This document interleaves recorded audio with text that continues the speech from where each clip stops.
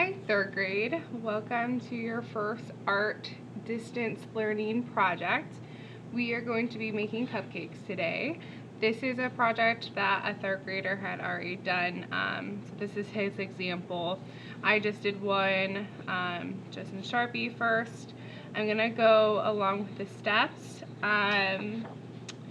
You will need a white blank piece of paper.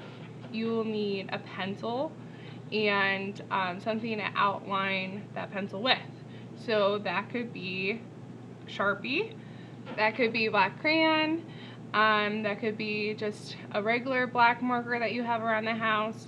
But I want you to start in pencil because if you make a mistake, then you can erase it and you don't have to waste paper. Okay, so when we make this cupcake, we're gonna start with the bottom here. So again, start with pencil and then you can go from there. If you do have a Sharpie, make sure you ask permission. Any of these supplies, make sure that you ask your parents permission. They said it was okay, and yeah, then we're all good. So pencil, you're going to make the bottom line of the cupcake.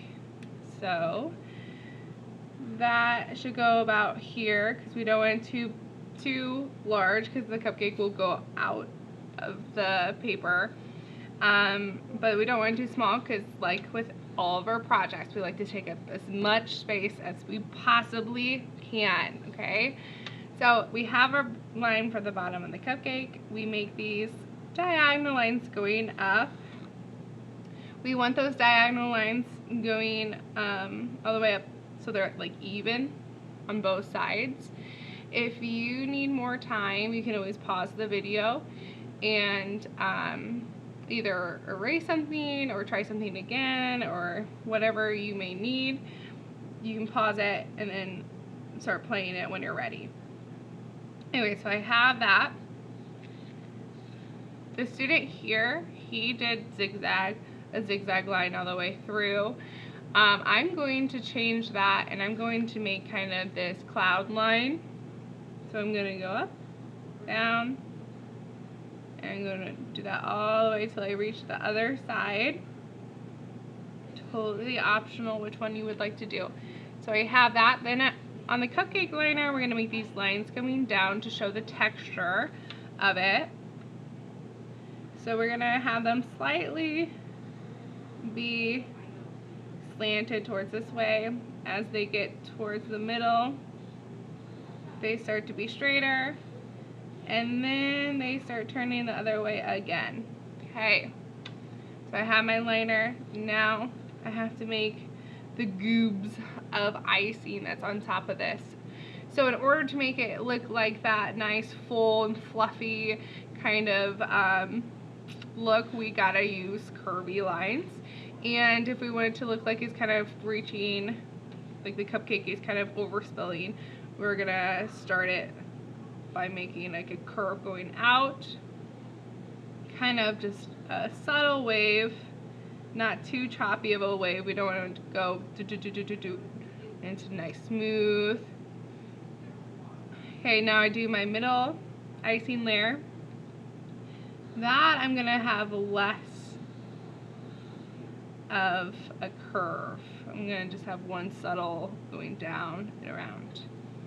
Okay, then I'm gonna make my top, which the top is different, right? Because it comes to a point. So I'm gonna make these curves again. And if it helps you, you can make these like parentheses. Go up, point, go back down. Okay, so another reason you wanna do it in pencil first is because if you decided that you wanted to plant your cherry right on top of your cupcake, then you wanna erase that line that goes through. But since I just did Sharpie, I'm going to just add my cherry someplace that it can land that I don't have to erase. I'm gonna add a little place for a highlight to go. And there's one thing I'm missing, so I want you to think to yourself what I'm missing on my project.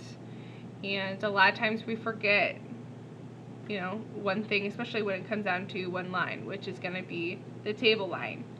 I want my table line to go through my cupcake, not actually through, but I wanted to make it look like it's actually sitting on top of a table.